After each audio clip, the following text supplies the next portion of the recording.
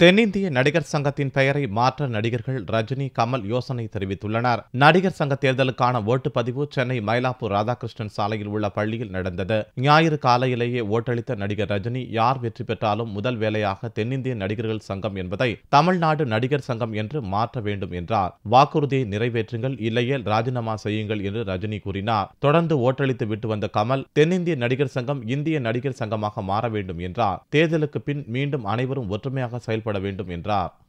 நம்ம நடிகர்கள் எல்லாம் ஒரே குடும்பம், ஒரே இனம், ஒரே ஜாதி. நமக்குள்ள என்னைக்குமே எப்பவுமே ஒற்றுமை இருக்கணும். இப்போ சமீப காலத்தில் சில வாக்குவிவாதங்கள் நடந்துட்டன. அது ஏதோ நடந்து விட்டது.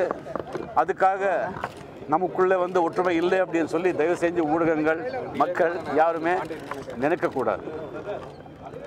ஒரு போட்டி வந்துடுச்சு, வெரி குட். யார் ஜெயித்தாலும் அவங்களுக்கு என்னுடைய வாழ்த்துக்கள். ரெண்டாவது ரெண்டு வேண்டுகோள். முதல் வேண்டுகோள், யார் ஜெயிச்சு வந்தாலும் முதலில் தென்னிந்திய நடிகர் சங்கம் என்ற பெயரை எடுத்து தமிழ்நாடு நடிகர்கள் சங்கம் அப்படிங்கிறது மாற்றணும். நீங்கள்லாம் டெஃபினட்டாக ஒரு 1000 தடவை யோசித்து நல்லா சிந்திச்சு வாக்குறுதிகள் கொடுத்துருப்பீங்க. உயிரே போனாலும் சரி, ஜெயிச்சு வந்தவங்க உயிரே போனாலும் அந்த வாக்குறுதிகள் நிறைவேற்றணும். அப்படி நிறைவேற்றாமல் முடியாமல் போய்விட்டால் உடனே ராஜினாமா செய்யுங்கள்.